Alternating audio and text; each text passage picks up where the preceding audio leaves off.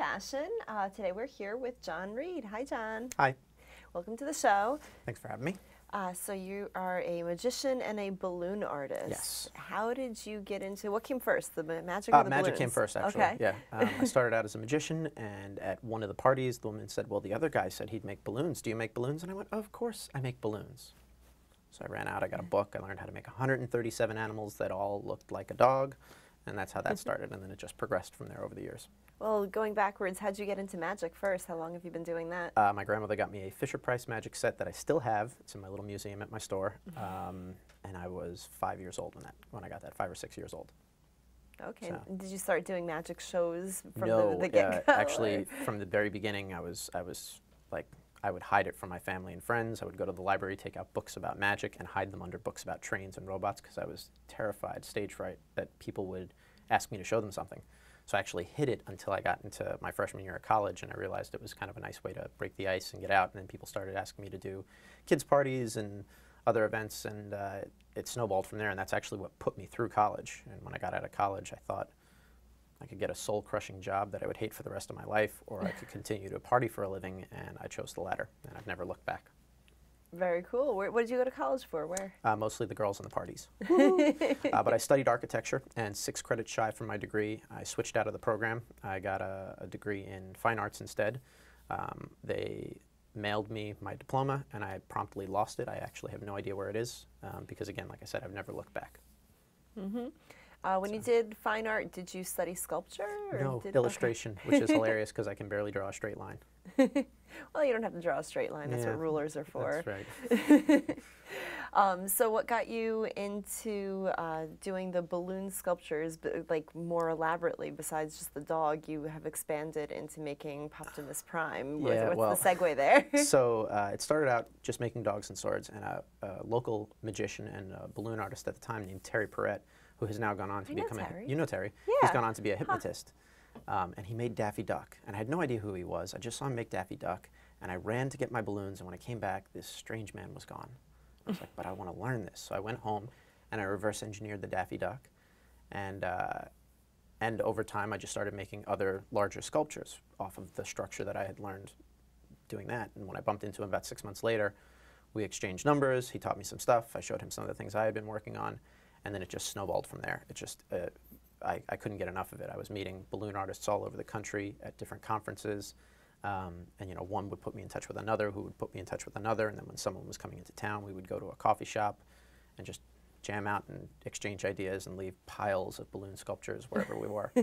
And then I just started. I saw somebody make a dress online, and my goddaughter fell on the playground, and she wasn't smiling, so I made her a dress. And somebody said, well, can you make that for real-sized people? And I went, probably. And then the Optimus Prime was in order to promote, was to get a little publicity for my something project, the big form. So that was just sort of a big silly idea. So let's elaborate a little bit about something. So I made a friend of mine out of Utah, and I have created a silicone bake form, which just got into the Museum of Modern Art in their gift shop. Really? Congratulations. I'm very excited about that. I never thought that would be the work I get in the Museum of Modern Art, but I'll take it. But it's a silicone bake form in the shape of the word something. So now you can bake a cake and bring something for dessert. You can bake a bread and cut it in half, and you have something for lunch.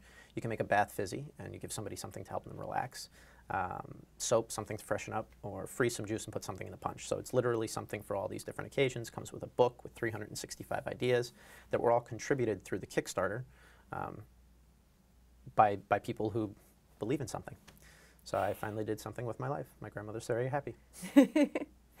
Now, when did this Kickstarter start for that? The idea came to me about 4 years ago. I told my friend Brian out of Utah, and he was like, let's do this. And May 19th of last year was something day, as we call it. The Kickstarter funded in a month. We got a little over $2,000 over our funding goal. What was the goal? The goal was $38,000, and we got around 39 and change.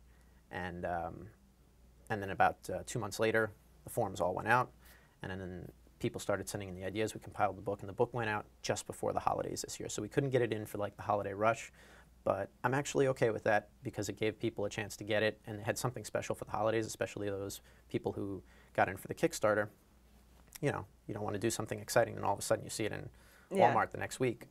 But we've sort of been keeping it, we're being a little bit selective of how we get it out there, because we don't want to flood the market, because then it'll lose its nostalgia and its quirkiness. So I've been shopping it around to smaller independent novelty gift shops and the Museum of Modern Art, which it seems to fit in really well there. They're selling pretty well there. Very cool. So, well, congratulations on that. I own something myself, and I'm very happy with it. It's funny. It's one of the things I'm most proud of, and it has nothing to do with my career path. I don't like to bake. I can't cook. I'm the only guy I know who can burn Jell-O. But it's definitely. Did you find that the Kickstarter gave it good publicity as well? It did. It gave it good publicity, but what it really gave was instant feedback. I knew what people were thinking immediately, by how much they were pledging and comments they were making on the page. So it wasn't like any other business endeavor where I've taken a lot of my own money and kind of dumped it in and then kind of See what the dice happens. to see what Yeah. happens. I sort of put the idea on the line, and people gave me, like I said, immediate feedback. I was getting emails and phone calls from friends who saw the project go up on Facebook, and they were like, you know what you should try, you know what you might want to do, this might be a great idea. And I was able to say, well, here's the best part, you guys can be part of the story, send those ideas in when we make the book. And giving people the chance to be a part of the story, which is something my friend Brian, who put the project together with me, he's like, when you give people a chance to be part of the story, they feel more involved and they get more passionate. Yeah. So that was sort of nice. That's what I like. That's one of the things I like about Kickstarter, when they give you options to really be a part of it instead of just be a financial backer. Yeah, That's no, more personal. from our Kickstarter as well is something art that show. we've found that has definitely helped. I mean, both with publicity, both with feedback, and both with that personal type of investment. It helps kind of get people involved in the project and really like root for it, and that's how you kind of get over your goals. Yeah. Very cool. Well, so then relating that back to your balloon sculptures, Optimus Prime, let's talk a little more about him. Yes, he was a very large, well, he's technically, according to Record Holders Republic, which is a record company for strictly human achievement. So you wouldn't have the fastest car, it's only things done by a person. They recognize him as the world's largest balloon sculpture by a single person. It was a 50-foot tall robot, 50 feet 8 inches, 4,302 balloons. His arms spread 44 feet 4 inches, and he had 8 points of articulation. So he actually bent at the knees, the hips, the elbows, and the shoulders. So he was also the world's largest action figure. Oh, wow. And that was that one's not recognized yet, but that was down at the Salt Lake City Comic-Con, which is the 3rd largest Comic-Con in the country. About 100,000 people, 104,000 people, I think it was, something like that, walked by, took pictures, got to come right up to him and touch him, get inside of his hands. That was a really incredible experience, and it was sort of a blur at the time, but it's nice to watch the on YouTube. I have the Optimus Prime video, and you can see the time lapse where it's 3 minutes, and you see the whole thing go together. That's sort of, it's nice to relive it that way as opposed to the 4.5 days it took me. It was 41 hours of sculpting time over 4 days. Yeah. How do you inflate that many balloons? I have a pump. Like a manual pump? No, it's a little compressor. Okay. You hold the nozzle on, and it's got a foot pedal so that my hands are free to tie the knots, and I don't have to blow out my shoulders. Do you use like just traditional balloons, or do you have like a stronger type of balloon for a sculpture that big? There's 2 main brands that I use most of the time, and they're a little bit higher quality than what you would get at, say, like a Party City or a novelty store or a bookstore. But they're the same size, same dimensions as all those. They're just a little bit of a better grade of latex, and I always buy, fresher balloons that are out of the factory within the past 6 months, because they'll perform the best. And I don't want to be halfway through a 50-foot sculpture and have part of the shoulder go out, and then have to climb up there and fix it. We did him laying down, and then we stood him up, but even still, once he's up there, I want him to stay. Now, since then, you've been getting a lot of like gigs making balloon sculptures all over the world, right? Yeah, actually, the past few months, I've done work in Blackpool, England, Vegas, New Orleans, Washington, D.C., Baltimore, Pennsylvania. I'm on my way to North Carolina next week. I've been to all but 7 states, and they're mostly Pacific Northwest, so I'm hoping to do a tour of the Pacific Northwest in 2016. But yeah, it's a lot of dress work. The dresses are really popular.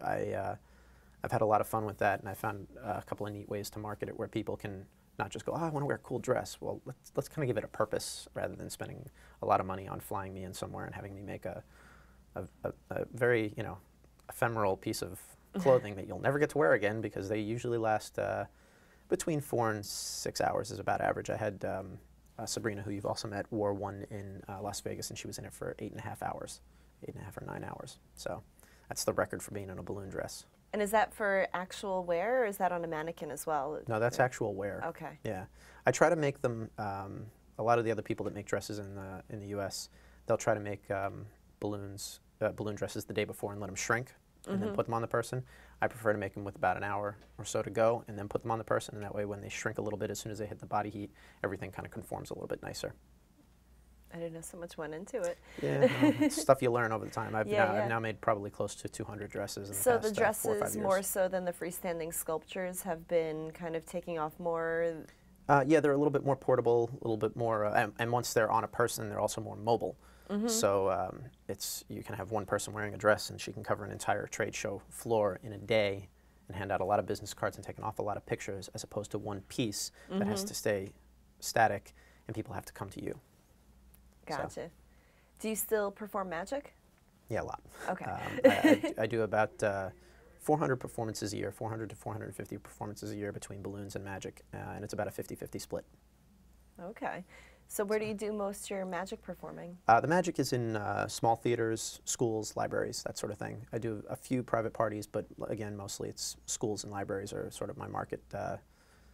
They know me, I know the situation that I'm walking into, so I know the stage that I'm going to be set up on. It's a lot easier for me, and it lets me be a little bit more effective with my job. And you have a magic shop as well? I have a magic shop as well in East Meadow. Tricky business. We've been open a little over 5 years now, almost 6 years actually. It'll be 6 years next month. Okay. And you used to do some manufacturing of we used to, yeah, we pieces used to as make, well? I used to actually make magic tricks for magicians, where I'm closing that company down because I actually just don't have the time to keep up with it anymore. I'm on the road too much. Well, it sounds like you don't. Yeah. That's a lot of things you just went over. Yeah, I have a lot on my plate. My mom says I always have ADD, and I can't stay fixed on one thing for too long, so she's probably right. Okay. Do you have any upcoming projects that you're excited about? I'm going to be teaching a summer camp this year. This will be my 20th year. It's Tannen's Magic Camp down in Bryn Mawr, Pennsylvania. And 20 years is kind of a big deal for me, so I'm excited about that. I get to teach young magicians ages 12 through 22 what I've learned over the years, and kind of give them all the information that I picked up from all different people throughout the years in different ways. I can kind of give it to them in one solid week of intense magic. Concentrated magic week. Yeah, you get kids who are just interested in card tricks, and then you get kids who are about 16, 17, and they're like, I want to make this my living. What should my business card look like? How do I design a website? What are some marketing strategies? And when you get a kid who's like 16, little entrepreneur that wants to learn marketing strategies, I'm like, this is great.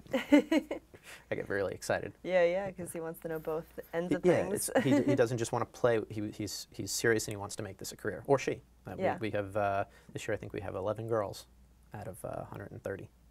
Oh wow! Yeah, it's a pretty big camp. Yeah, magic is a pretty male-dominated industry. So whenever we get young ladies that are interested, we're like, all right, cool, let's help them out, because a lot of times a girl will walk in and they go, oh, you must be the assistant. And so it's a little bit disheartening for them to walk in and they're like, I do magic too. So when we get the girls, we try to empower them and let them feel like part of the group, make sure they feel like part of the group. Do you have any like words of wisdom for budding magicians or people getting into magic and looking to develop it into a career? Yeah, and I'll give you I'll say the advice that one of my mentors gave me years and years ago, and I think it really stands for any industry you want to get into. And it was, keep your eyes open, keep your eyes and ears open, and your mouth shut, and you'll learn a whole lot more. And I found that to be so true over the years. Just listen and watch and learn from other people's mistakes. And don't pretend to know things you don't know, and you'll learn an awful lot more. Don't pretend to know how you know to make balloon animals. Don't. You don't. Yeah, I will be the first to admit that I take classes on how to make balloons every year. I go to conferences all around the world, and I learn how to improve my skills. I'm not the best in the world, and I think even if I was the best in the world, eventually somebody's going to beat me. So I always trade ideas with new people. Education and furthering your education in whatever you do is very important. And practice too, right? And practice, yeah. Practice is also very important. But, you know, practicing by yourself will only get you whatever your brain can come up with.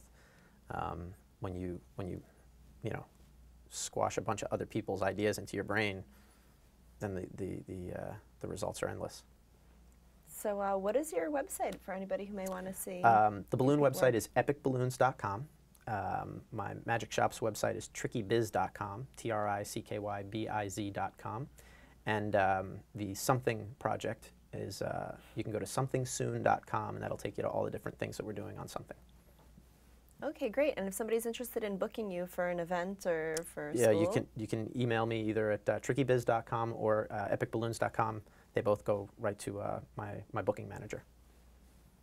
Okay, great. Well, thank you for coming on the show. Thank you for having me. This was great. Anything else you'd like to add on? No, this was just really fun. This was a lot of fun. Like, as you know, I've made some balloon dresses for you guys, and it's been a real interesting experience how industries cross over in ways that you never would have imagined. Yeah, well, speaking of which, you have Something, you have the balloons, and you have magic. Is there any directions that you might spin off into next that you're thinking about? I'm looking into writing a book. Very cool. A book in unique marketing ideas. And they're not all mine. It's a conglomeration of some of the greatest things that I've heard from other people, and they're not meant to be taken exactly as they are. Just, you know, some tools to use, and some seed ideas for people to kind of get their own creative juices flowing. I'm already sold. We'll see how it turns out. You got some great ideas. Yeah, well, and again, they're not all my ideas. They're ideas that I've gotten from other friends over the years, and they will all get credit in it. I feel that there's a lot of knowledge out there, and people go, yeah, here's a great idea. And I go, you should put that in a book. And I go, I don't want it. It's only one idea. But you get 30 or 40 people that have one or two ideas. You've got a really powerful piece of information. Yeah, definitely. All right, well, I look forward to that, and thanks for coming on the show today. Thanks for having me. This was great. Thanks for tuning into the Daily Blue.